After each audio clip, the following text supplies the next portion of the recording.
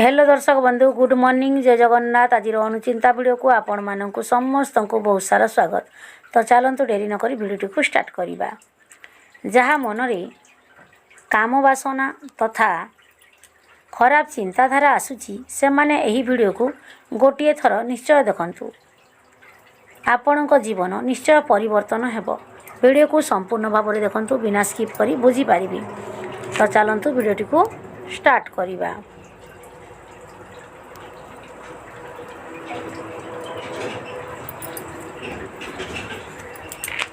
Video आरंभ करने पूर्व वीडियो को गोटे लाइक निहाती करंतु। चैनल रे नुआ आसी सब्सक्राइब करंतु। आगरू सब्सक्राइब करते बहुत बहुत धन्यवाद। एकदा देवर्षि नारद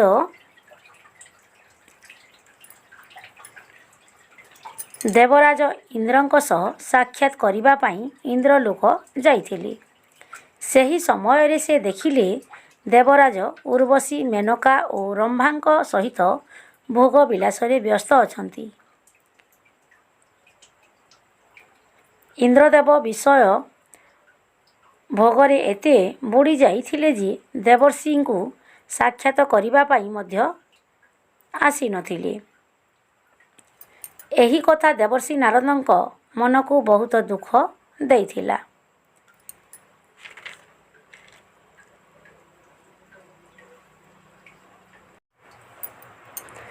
तांक मनरे एक प्रश्न उठिला जे देवता मनुष्य एते इंद्रिय विषय भोगरे लीन हो जाउछंती जे सेमाने निज कर्तव्य और कर्म पथरु विच्युत हो जाउछंती। एहा परे से एही प्रश्नर उत्तर खोजिबा पई बाहरी गली। किंतु अन्य एक प्रश्न उठिला जे एही प्रश्नर उत्तर किए देई पारिबो। किछि क्षण चिंता करिला परे से एही सिद्धांत रे पहुँचिले जे एही प्रश्नर उत्तर से ही देई पारिबो।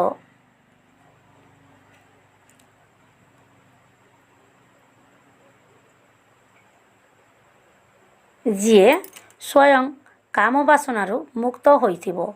एही कथा भी तांक मन को आसिला जे से व्यक्ति किए नुहे, से हेउचंती स्वयं महादेवंक अवतार महावीर हनुमान, जी स्वयं काम वासनारू बहुत दूर रे। एही कथा चिंता करी से काल विलंब न करी इंद्रलोकरू प्रस्थान करी हनुमानंक निकटरे पहुँचिले। सही समय रे हनुमान तप करिबारे व्यस्त थिले। नारद मुनिंक आगमन मात्रे से हाथ जोड़ी प्रणाम करिले और सम्मानर सह पचारिले, प्रणाम देवर्षि, सबु कुशल मंगल अछि ना? कहंतु मो पई केउ वार्ता नहीं आसीछंती। अन्य पटरे नारद मुनि मध्य उत्तर रे प्रणाम जणाइले और कहिले, ना महावीर हनुमान, एपरि कौनसी वार्ता नहीं। मु आपणक ठारू गोटिए प्रश्नर उत्तर जानिबा पई आसीथिली। एही कथा सुनी हनुमान कहिले, कौन आपणकर प्रश्न मुनिवर? मु यथा संभव चेष्टा करिबी आपणक प्रश्नर उत्तर देबा पई। तापरे नारद मुनि कहिले, हे संकट मोचन हनुमान, आपण ही एही प्रश्नर उत्तर देई पारिबे। कारण आजी पर्यंत आपणको कौनसी विषय भोग वासना स्पर्श करी नाही कि कौनसी स्त्री सह आपण वासना भोगरे लिप्त नुहंती। मु आजी जेतेबेले इंद्रलोक को गली सेठारे देवराज इंद्र मते साक्षात करिबा पई मध्य आसिले नाही। कारण से विषय भोग वासना रे एते बुड़ी जाइथिले जे मो आसीबा तांको कौनसी प्रभाव पकाई नथिला। मु आजी पर्यंत एहा बुझी पारिलिनी जे काहेकि देवता मनुष्य एते काम वासना रे लीन होई जाउछंती जे सेमाने निज कर्म और कर्तव्य पथरु विच्युत हो जाउछंती। एथिरु कौन व्यक्तिर निस्तार होई पारिबो नाही। देवर्षिंक प्रश्नर उत्तर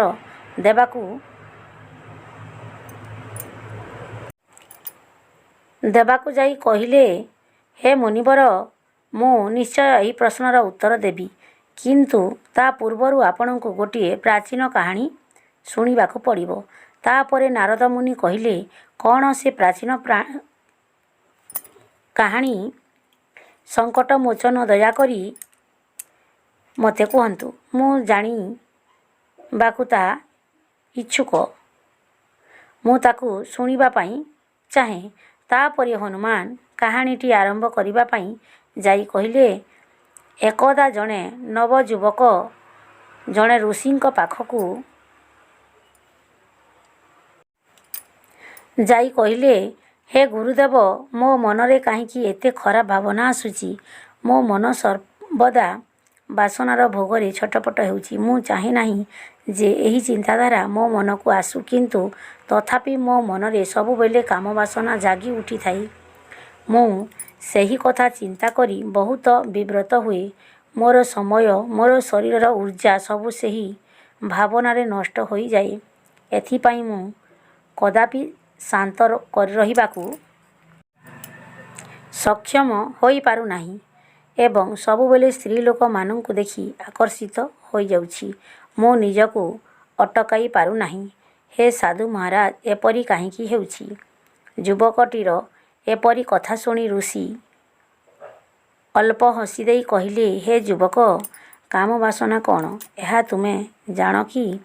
ଯୁବକଟି ଉତ୍ତର ଦେଲେ, ହେ ଗୁରୁଦେବ, ମୁଁ ଜାଣିନାହିଁ ଏହି କାମବାସନା କ'ଣ, କିନ୍ତୁ ଯାହା ବି ହେଉ ଏହା ଅତ୍ୟନ୍ତ ଖରାପ ଚିନ୍ତାଧାରା।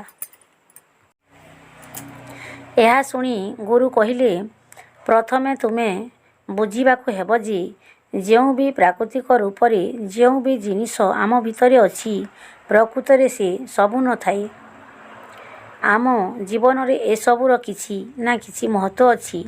ଯେମିତି କାମବାସନା କିଛି ଖରାପ କଥା ନୁହେଁ।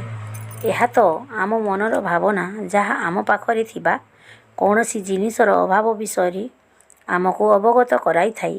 ଏହାଦ୍ୱାରା ସେହି ଜିନିଷକୁ ପାଇବା ପାଇଁ ଆମେ ତା ପ୍ରତି ଆକର୍ଷିତ ହେଇଥାଉ।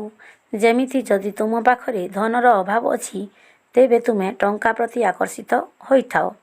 ଏହି ଧନ ପାଇଁ ତୁମ ମନରେ ବାସନା ସୃଷ୍ଟି ହୋଇଥାଏ।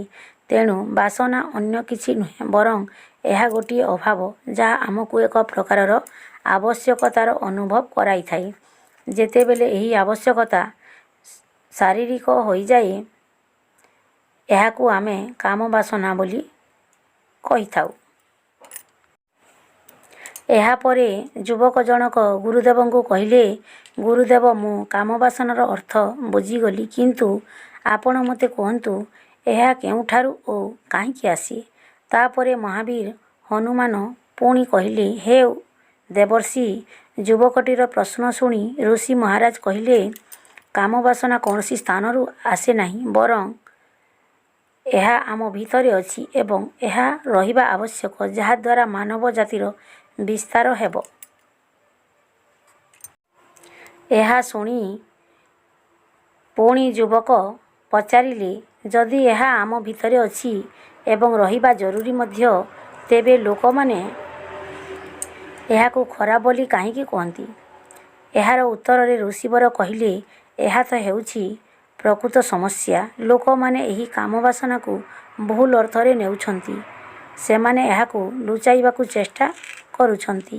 କାମବାସନା ଭୁଲ ନୁହେଁ, କିନ୍ତୁ ଏହାକୁ ଭୁଲ ଉପାୟରେ ବ୍ୟବହାର କରିବା ଭୁଲ ଅଟେ। ବର୍ତ୍ତମାନ ଲୋକ ଯାହାକୁ ପ୍ରେମ କରନ୍ତି, ତା ପାଇଁ କେବଳ ବଞ୍ଚିବାକୁ ଚେଷ୍ଟା କରନ୍ତି। କେବଳ ତାହା ବିଷୟରେ ହିଁ ସବୁ ସମୟରେ ଭାବନ୍ତି ଓ ତାକୁ ପାଇବା ହିଁ ସେମାନଙ୍କର ଏକମାତ୍ର ଲକ୍ଷ୍ୟ ହୋଇଯାଏ। କିନ୍ତୁ ଏସବୁ ଭୁଲ ଅଟେ। ଋଷି ପୁଣି କହିଲେ, ତୁମେ ଜାଣ କି ପଶୁ ପକ୍ଷୀମାନଙ୍କ ମଧ୍ୟରେ କାମବାସନା ଅଛି କି? କାରଣ ସେମାନେ ବି ସେମାନଙ୍କର ବଂଶକୁ ଆଗକୁ ବଢ଼ାଇବାକୁ ଚାହାନ୍ତି। ଋଷି କହିଲେ, ଆମେ କାହିଁକି ପଶୁପକ୍ଷୀମାନଙ୍କର କାମବାସନାକୁ ଭୁଲ ବୋଲି କହୁନାହୁଁ? ଯୁବକ ଜଣକ କହିଲେ, ଗୁରୁଦେବ, ମୁଁ ଏହି ପ୍ରଶ୍ନର ଉତ୍ତର ଜାଣିନାହିଁ। ଆପଣ ହିଁ ମୋତେ ଏହାର ଉତ୍ତର କୁହନ୍ତୁ। ଋଷି କହିଲେ, କାରଣ ଆମେ ସମସ୍ତେ ଆନନ୍ଦ ପାଇଁ ଏହା କରନ୍ତି ନାହିଁ। ସମସ୍ତେ କେବଳ ବଂଶ ବିସ୍ତାର ପାଇଁ ଏହା କରିଥାନ୍ତି। ପ୍ରକୃତି ଏମାନଙ୍କୁ ଏତିକି ବୁଝିବାର ଶକ୍ତି ଦେଇନାହିଁ କି ସେମାନେ କାମବାସନାରୁ ନିଜର ସୁଖର ଆଧାର କରିପାରିବେ। କିନ୍ତୁ ଅନ୍ୟ ପକ୍ଷରେ ମନୁଷ୍ୟ ପ୍ରକୃତି ଦତ୍ତ ସମସ୍ତ ଜିନିଷକୁ ନିଜର ସୁଖର ଆଧାର ରୂପେ ବ୍ୟବହାର କରନ୍ତି। ଠିକ୍ ସେହିପରି କାମବାସନାକୁ ଆମେ ଆମର ଖୁସିର ମାଧ୍ୟମ କରିଦେଇଛୁ। ଯେବେକି ପ୍ରକୃତି ଆମକୁ ଏହାର ପ୍ରୟୋଗ କେବଳ ବଂଶ ବିସ୍ତାର ପାଇଁ ଦେଇଛି, କିନ୍ତୁ ପ୍ରତ୍ୟେକ ମନୁଷ୍ୟ ଏହାକୁ ନିଜ ଜୀବନର ମୂଳ ଲକ୍ଷ୍ୟ ବୋଲି ଭାବିଥାନ୍ତି। ଋଷିଙ୍କ କଥା ଶୁଣି ଯୁବକ ଜଣକ ପଚାରିଲା, ଗୁରୁଦେବ, ଏହି ବାସନା କାହିଁକି ଆମ ଉପରେ ନିଜର ପ୍ରାଧାନ୍ୟ ବଢ଼ାଇ ଦେଉଛି? ଏହି ବାସନା କାହିଁକି ସର୍ବଦା ଆମ ମନକୁ ଆସୁଛି? ତାପରେ ଋଷି କହିଲେ, ଶୁଣ, ବର୍ତ୍ତମାନ ମୁଁ ତୁମକୁ ଏକ କାହାଣୀ କହିବି। ଏହାକୁ ଭଲ ଭାବରେ ଶୁଣ। ତାପରେ ତୁମେ ତୁମ ପ୍ରଶ୍ନର ସମସ୍ତ ଉତ୍ତର ପାଇପାରିବ। ଏହାକୁ ସତର୍କତାର ସହ ଶୁଣି ତୁମେ ବୁଝିବାକୁ ଚେଷ୍ଟା କର। ଯୁବକ ଜଣକ କହିଲେ, ଠିକ୍ ଅଛି ଗୁରୁଦେବ।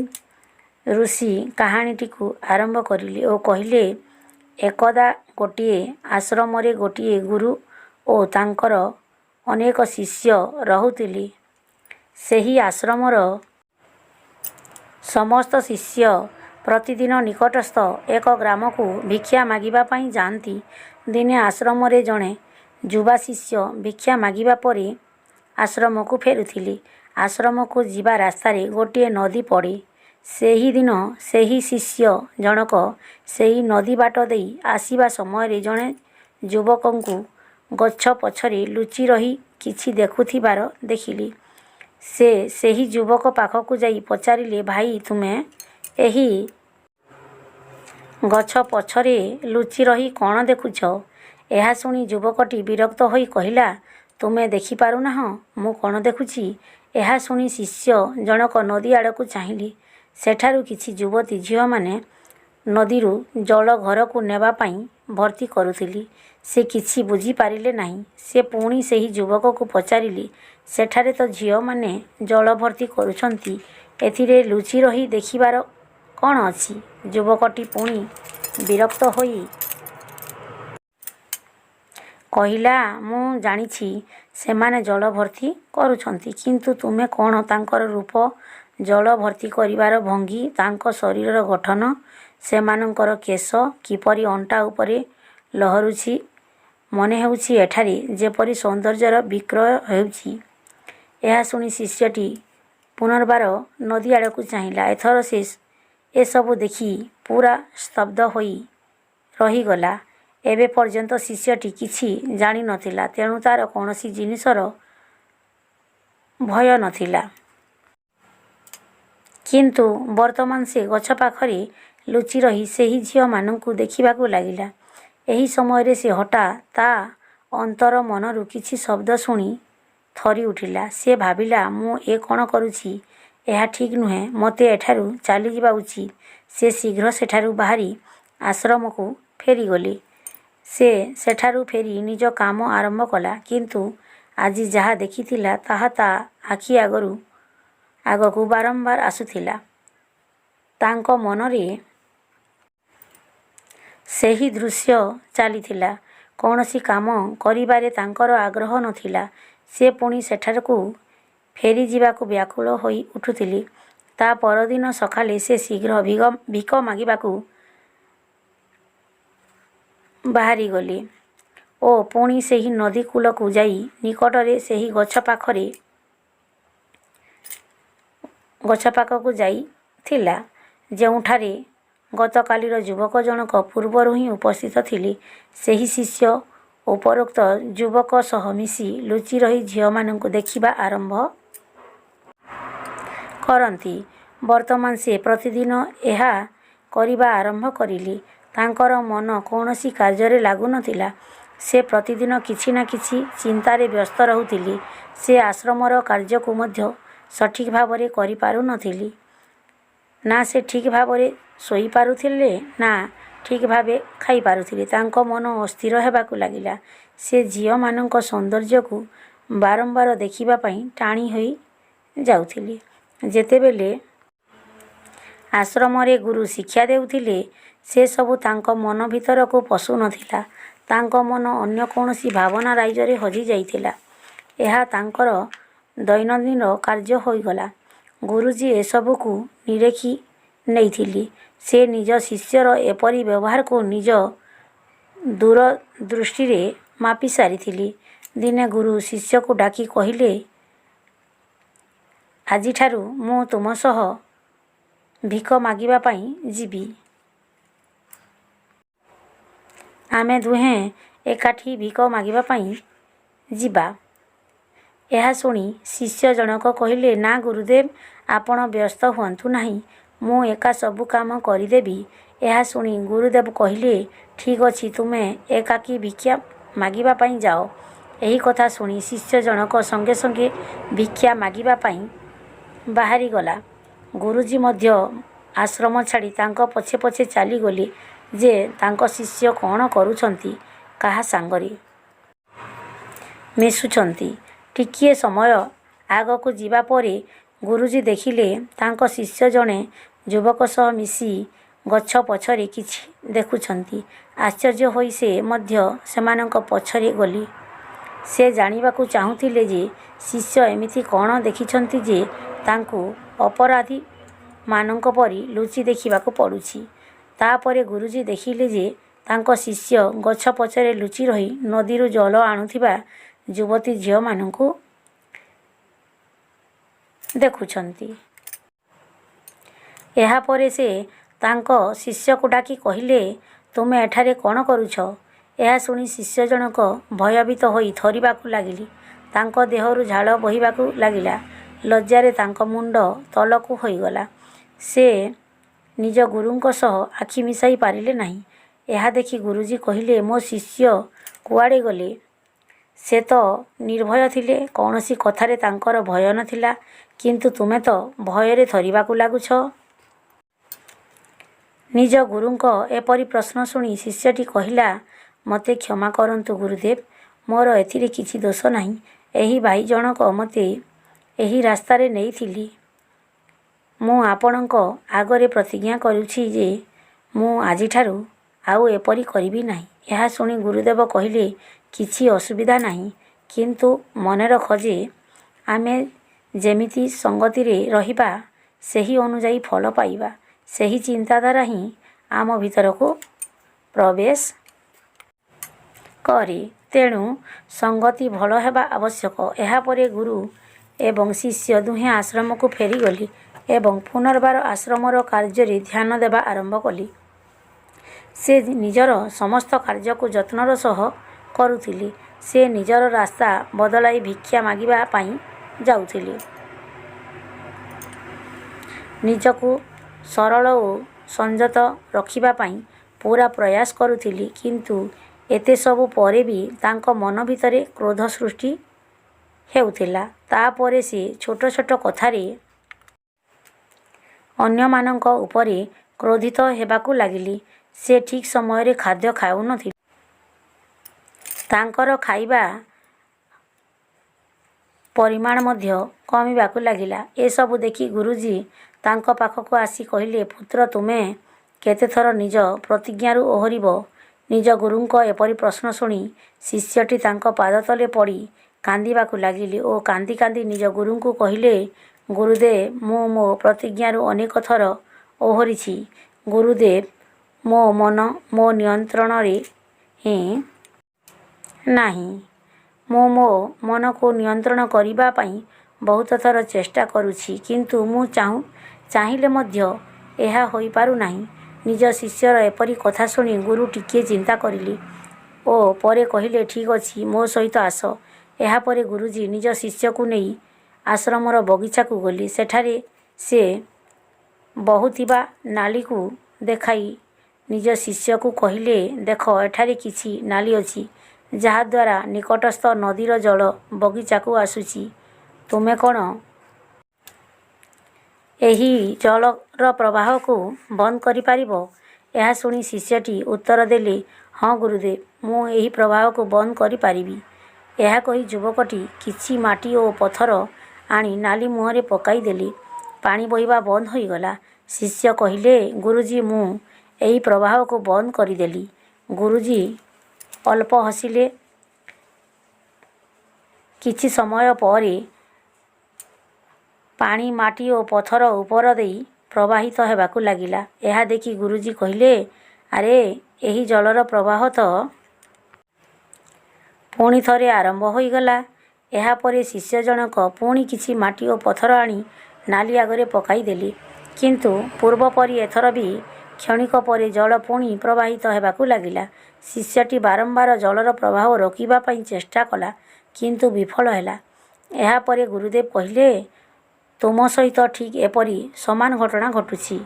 ତୁମେ ବାରମ୍ବାର ଚେଷ୍ଟା କରୁଛ, କିନ୍ତୁ ତୁମେ ସେଥିରେ ସଫଳ ହେଉନାହଁ ଏବଂ ଏହା ହେବନି ମଧ୍ୟ। ଶିଷ୍ୟଟି କହିଲା, ଗୁରୁଦେବ, ତୁମ ପାଖରେ ଅନ୍ୟ କୌଣସି ଉପାୟ ନାହିଁ ଯାହାଦ୍ୱାରା ମୁଁ ଏହି ଖରାପ ଚିନ୍ତାଧାରାକୁ ମୋ ମନକୁ ଆସିବାକୁ ବନ୍ଦ କରିପାରିବି? ଏହାପରେ ଗୁରୁଜୀ ତାଙ୍କୁ ସେହି ନଦୀ ପାଖକୁ ନେଇଗଲେ ଯେଉଁଠାରୁ ଜଳ ସେହି ବଗିଚାକୁ ଆସୁଥିଲା। ଗୁରୁଜୀ କହିଲେ, ଯଦି ଆମେ ଏହି ଜଳ ଯାଉଥିବା ରାସ୍ତାକୁ ବନ୍ଦ କରିଦେବା, କ'ଣ ଜଳ ଆଉ ବହିବ ନାହିଁ? ଶିଷ୍ୟଟି କହିଲା, ମୁଁ ଏହି ଜଳ ପ୍ରବାହକୁ ମୂଳରୁ ହିଁ ବନ୍ଦ କରିଦେବି। ଗୁରୁଜୀ କହିଲେ, ଯଦି ଜଳ ଆସିବ ନାହିଁ, ତେବେ ଗଛଗୁଡ଼ିକ କେଉଁଠାରୁ ଜଳ ପାଇବେ? ତା'ଛଡ଼ା ସେହି ଗଛମାନଙ୍କ ମଧ୍ୟରେ କିଛି ଏମିତି ବି ଗଛ ଅଛି ଯାହା ପ୍ରତିଦିନ ଜଳ ଆବଶ୍ୟକ କରେ।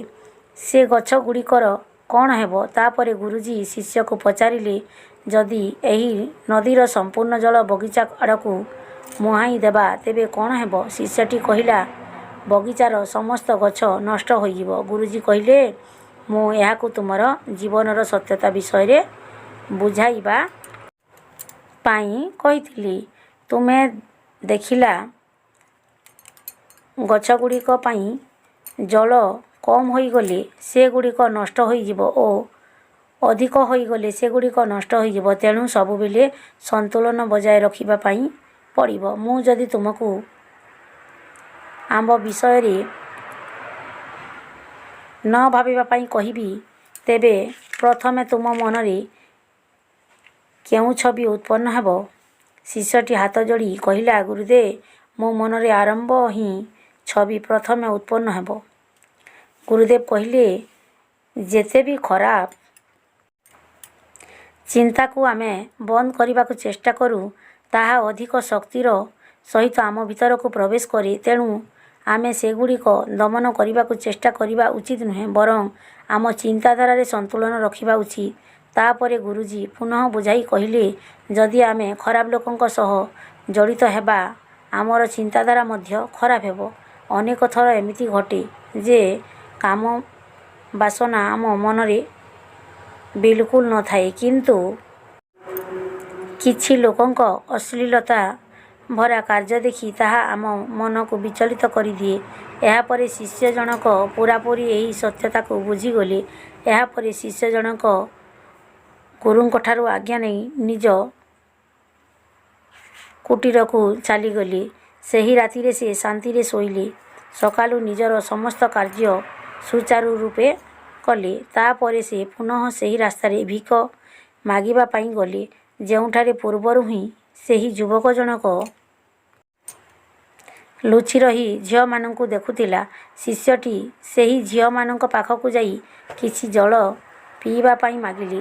ସେଥିରୁ ଜଣେ ଝିଅ ଆସି ଜଳ ପିଇବାକୁ ଦେଲା। ଶିଷ୍ୟ ସେହି ଝିଅର ପାଦ ଛୁଇଁ ତାଙ୍କୁ ପ୍ରଣାମ କରିଲେ। ତାଙ୍କ ମନ ସକାରାତ୍ମକ ଶକ୍ତିରେ ପରିପୂର୍ଣ୍ଣ ହୋଇଗଲା ଓ ମୁହଁରେ ହସ ଖେଳିଗଲା, ଯେପରି ତାଙ୍କୁ କିଛି ହଜିଯାଇଥିବା ଜିନିଷ ମିଳିଯାଇଥିଲା। ସେ ଫେରିଯାଇ ନିଜ ରାସ୍ତାରେ ଯିବାକୁ ଲାଗିଲେ। ଗଛ ପଛରେ ଲୁଚି ରହିଥିବା ଯୁବକ ଜଣକ ତାଙ୍କ ପାଖକୁ ଆସି କହିଲା, ଆରେ ଭାଇ, କ'ଣ ହେଲା? ଆଜି ତ ତୁମେ ସେମାନଙ୍କୁ ଅତି ନିକଟରୁ ଦେଖିଛ। କ'ଣ ଅନୁଭବ କରିଲ? ଏହା ଶୁଣି ଶିଷ୍ୟଟି କହିଲା, ତୁମେ ସବୁବେଳେ ଅନ୍ୟମାନଙ୍କୁ ଦେଖିବାରେ ବ୍ୟସ୍ତ, ତେଣୁ ନିଜକୁ ଦେଖିବାରେ ସକ୍ଷମ ନୁହଁ। ତୁମେ ଏହି ଗଛ ପଛରେ ଠିଆ ହେବା ଛାଡ଼ି ସେମାନଙ୍କ ପାଖକୁ ଯାଅ। ଯଦି କାହାକୁ ପସନ୍ଦ କର, ତେବେ ତୁମେ ଯାଇ ତାକୁ କୁହ। ଯଦି ସେ ତୁମକୁ ପସନ୍ଦ କରନ୍ତି, ତେବେ ବିବାହ କର। କିନ୍ତୁ ଏହା ପୂର୍ବରୁ ତୁମେ କିଏ ନିଜେ ନିଜକୁ ଜାଣ। ଏପରି ସମୟ ନଷ୍ଟ କର ନାହିଁ। ଏହା ଶୁଣି ଯୁବକଟିକୁ ବହୁତ ଭଲ ଲାଗିଲା। ସେ ପ୍ରତିଦିନ ଶିଷ୍ୟଟିକୁ ଭେଟିବା ଆରମ୍ଭ କରିଲା। ବର୍ତ୍ତମାନ ଯୁବକ ଜଣକ ନଦୀକୁ ଯିବା ଛାଡ଼ିଦେଲେ ଓ ନିଜ ଜୀବନରେ କିଛି ସଫଳ ହେବାକୁ ସଂଘର୍ଷରେ ଲାଗି ପଡ଼ିଲେ। ଏହାପରେ ଋଷି ନବଯୁବକକୁ କହିଲେ, ଏବେ ତୁମେ ବୁଝିପାରିଲ ନା କିପରି ଜଣେ କାମ ବାସନାରୁ ନିବୃତ୍ତ ହୋଇପାରିବ? ଆମକୁ ନିଜ ମନକୁ ସନ୍ତୁଳନ କରି ରଖିବାକୁ ପଡ଼ିବ। ଏହାପରେ ମହାବୀର ହନୁମାନ କାହାଣୀଟିକୁ ସମାପ୍ତ କରି କହିଲେ, ହେ ନାରଦ ମୁନି, ଆପଣ ବୁଝିପାରିଲେ ନା ଖରାପ ଚିନ୍ତାଧାରାକୁ ଏଡ଼ାଇବା ପାଇଁ ଜଣେ ବ୍ୟକ୍ତିକୁ କ'ଣ କରିବାକୁ ପଡ଼ିବ? ନାରଦ କହିଲେ, ହଁ ପବନପୁତ୍ର, ମୁଁ ଆପଣଙ୍କ କଥା ଠିକ୍ ଭାବେ ବୁଝିପାରିଛି। ଭିଡ଼ିଓଟିକୁ ଏହିଠାରେ ଶେଷ କରୁଛି। ଯଦି ଆପଣମାନଙ୍କୁ ଏହି ଭିଡ଼ିଓଟି ଭଲ ଲାଗିଛି ତେବେ ଦୟାକରି ଆମ ଚ୍ୟାନେଲକୁ ସବସ୍କ୍ରାଇବ୍ କରିଦିଅନ୍ତୁ। ନୂଆ ଥିଲେ ସବସ୍କ୍ରାଇବ୍ କରିଦିଅନ୍ତୁ। ଆଗରୁ ସବସ୍କ୍ରାଇବ୍ କରିଥିଲେ ବହୁତ ବହୁତ ଧନ୍ୟବାଦ। ଆପଣମାନଙ୍କ ମତାମତ କମେଣ୍ଟ ବକ୍ସରେ ନିଶ୍ଚୟ ଜଣାଇବେ। ଭିଡ଼ିଓକୁ ଗୋଟେ ଲାଇକ୍ କରିବେ। ରହିଲି, ଜୟ ଜଗନ୍ନାଥ।